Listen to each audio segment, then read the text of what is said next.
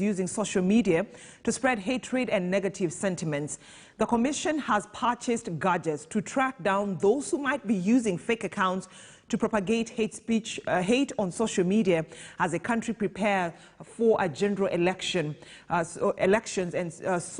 general elections, and the Commission says the trend of using public rallies to spread hate speech is shifting to use of social media platforms, which has necessitated the establishment of the unit to monitor and curb the spread of hate, among other negative sentiments that may spark conflicts in the country.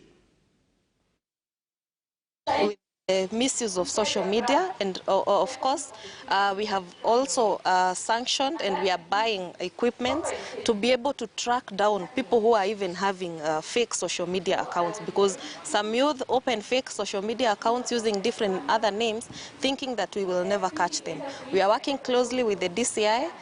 There are officers seconded to our offices, and their work is just to track these people who are, misusing social media and insulting other people, inciting people to violence. And what I would wish to appeal to the youth today: do not be used, do not be misused by politicians.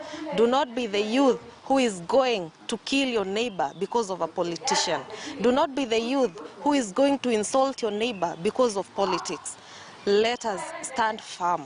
Let Kenyans exercise their democratic rights in the manner in which the Constitution has stipulated. We are also saying that the young people of Kirinyaga County are committing suicide, and as Vijana Kwa Vijana initiative, we are committing to go back to our people and talk to them and mentor them and tell them that life is easy, you can make it.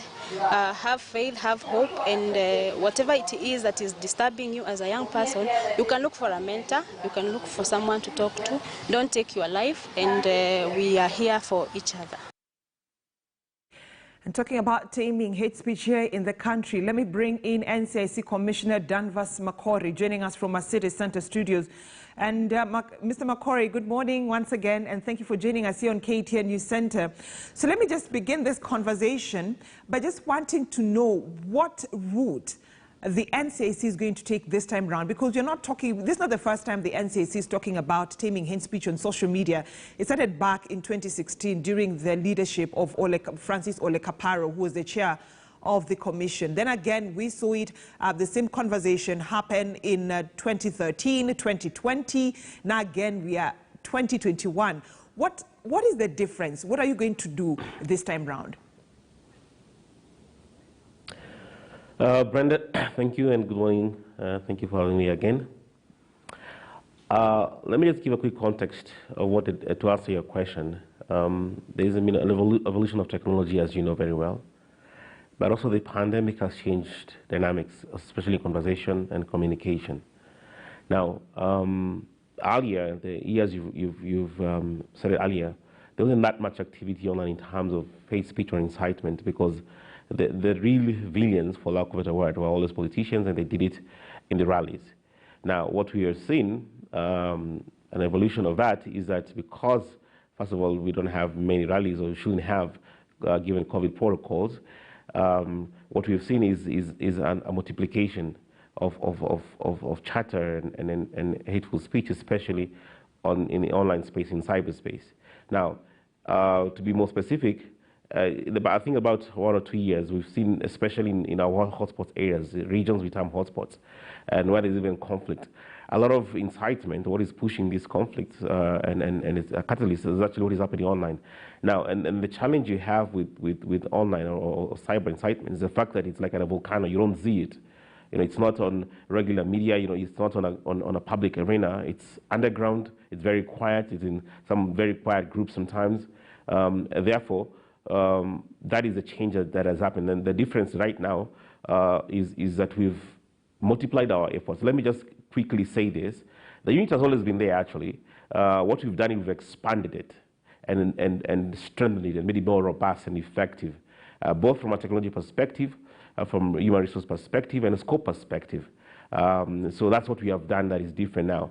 Within that unit, it's not just a standalone unit, but also it's within a task force that we've created, a multi-agency task force with the DCI and the Communication Authority of Kenya, which I will share more in terms of why we did that, because the scope is very big. The country is big, of course, and we know the challenges of technology and the gaps in technology. Therefore, we partnered with the Communication Authority of Kenya and DCI so that we are effective and know every time what's going on in the country. Media becoming Kenya's new battleground in terms of hate speech in the country, and that is what NCIC has been talking about, politicians turning to social media. But what age group are you targeting? You see, the truth is, it's not so much politicians, it's the youth actually is a challenge, because politicians will talk, will post, or we will talk on meetings, they still talk on churches, as you've just seen a few minutes ago. But the real problem is actually young folk, it's a youth. In place, for example, I'll give you an example. When we had fracas in Joro concerning Mau last year, the real driver and catalyst to that violence actually was online groups, or WhatsApp groups. So it's actually the youth. And we did actually arrest a few individuals, a number of individuals, about 4 people were arrested. And not because of what they said publicly, but because of what they are posting online, on Facebook, on WhatsApp, on Twitter. And then we are monitoring these groups, and of course we knew what was happening. We're given at least a heads up. We have officers on the ground. So that's the challenge. It's mostly the youth. Not even the politicians, actually. All right. So now when you're talking about taming the social media platform is very wide. We have Facebook, WhatsApp, Twitter. We have several platforms within the social media. But then it begs the question, how are you going to monitor hate speech on the WhatsApp groups? Because, I mean, for Facebook and Twitter, it's very easy because you'll be seeing the sort of pseudo accounts and the kind of people are posting this. But I mean, when it comes to a WhatsApp group, this is something that's being managed by someone you cannot see, like someone who's holding his or her phone. Thank you for that question. Let me just say this. First of all, nobody should think they are, or should hide under the cloak of immunity, or think they're very safe because they are posting things that we don't know. There is a challenge, of course, let me just admit it, because you cannot be in every WhatsApp group unless you know where they are. But I can tell you for a fact, it's not even many, it's just a few that are always, how do I put it, are the main focus that we have, and we know them. And we have means, I want to say exactly everything that we are doing, but we have means to actually penetrate, and we have means to monitor, and to know who's and anyone. So let nobody hide or think they can say anything in the confines of this WhatsApp group and it goes unnoticed. Because that's actually, the people who have nabbed so far is because most of them actually are posting things on WhatsApp group. They think they were safe, and actually it was incitement, it was hate speech. So we have cyber forensic tools that are able to actually to go, and we have means, let me put it this way, we have means to know and to go to these groups. All right, so how are you going to encourage Kenyans on social media, especially on the WhatsApp groups, to report cases of hate speech? Actually, that's a good question. Actually, our breakthrough, especially when it comes to prosecution, arrest and prosecution, has come when people actually report to us. We have an SMS with free 5666 where people can send messages to us. We have a website, people can send messages to us at NCIC. And for the most part, actually, our breakthrough comes to that. And then we're able now to focus on these WhatsApp groups. And it's not just WhatsApp groups only. By the way, right now we have Telegram, we have Signal. People are be trying to go more anonymous and to hide under the cloak of anonymity, but we're still able to track them. Let me make it very clear to everybody. It's especially to the young folk. It is in your interest actually to make sure that what you say is right and peaceful, because you will be held accountable as an individual. Secondly, for us also, we are holding the admin groups accountable.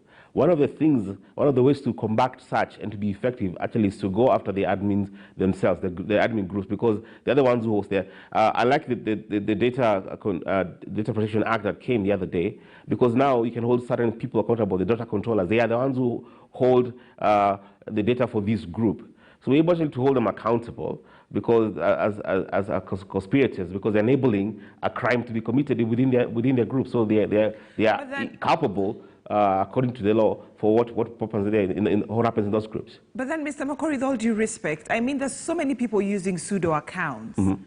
And when someone is using a pseudo account, Yes. it's very hard to know the real face behind the keyboard. So how are you going to go about that? Okay. Okay, let me just break it down, for example. We've partnered with Communication Authority of Kenya, okay? And the reason is because they have a broader capacity even than we do, and as much as we are beefing up our capacity technology-wise. We have cyber forensic tools, they have tools. And let me make it very clear, a number of people, we have, right now, we have almost 300 cases of online hate speech. Now, a good number of them is pseudo accounts. People thought they were anonymous. They hid under the cloak of anonymity, thinking they are safe, that they can post anything. But I can tell you for a fact, it's a matter of time. You know, it is hard, yes, but we have the tools, and it's a matter of time. If you post anything today, no matter how anonymous you think you are, you can be tracked and you will be tracked. So you cannot think you're so safe and you can say anything. But also, let me say this. It is a few people who are that sophisticated to hide these pseudo accounts. Majority of folk actually just say what they are saying on their real accounts and it's able to track them. But for them who think they are anonymous, we've arrested. We have 80 cases in court right now, and 25% of them actually people who are pseudo accounts. We were able to crack them, we were able to break them, and actually arrest and prosecute them actually. So let nobody think they can hide under that, because we have the capacity to do it. All right. And you know, at that point, someone would argue, Mr. Makori, there's freedom of expression. Probably I was just defending my community, or I was defending a political party that I support. Yes. You know, Brenda, and actually I wanted to start with that. I am a constitutionalist, and I believe in the rule of law. Now, if you quote acquisitions, the Bill of Rights, under the freedom of expression, it states very clear, you are free to say what you say, but it's limited to propaganda, okay, incitement, hate speech, and advocacy for hate groups that is either incitement or will cause harm. So it's limited. So yes, you are free to say what you can say or should say, but if it is incitement, and now our act clearly defines what incitement is, or if it's hate speech, and we know what hate speech is, then your rights end right there. Now, I would encourage Kenyans, especially young people, the youth, to familiarize themselves with the Constitution, especially not just the Bill of Rights, not just the freedom of expression, but also privacy. So Kenyans have right to privacy. Even us, what we do, when we do it in the confines of the law. Okay, so we just don't go arbitrarily pen other people's accounts. The law, especially with data protection, gives us the guidelines which we ought to operate. Kenyans should know that. So they can hide behind the Constitution, but the Constitution also puts a limit to what they can say, what they should do, especially even online. You know, the reason I was asking you about that question, Mr. Makori, it's because we're seeing so many social media accounts. Others is Vijana na so and so, a certain political party, Vijana and so, or, you know, Warembo and so with a certain politician. So how are you going to identify, you know, what are you going to do to say that indeed this group is actually spreading hate speech and not running the political agenda for this politician or for this political party? You know, Brand, to be very frank with you, we have thousands of groups, thousands, WhatsApp, Telegram, Signal, name them. We have many people, influencers. But to be frank with you, Brand, it's just a few people, it's a few groups that we know. It's not more than 20 that I can tell you offhand that we know are less problematic. Okay, so to that end also what we are doing is we are engaging the influencers that we know are in these groups, the key people that are in these groups, the bloggers especially.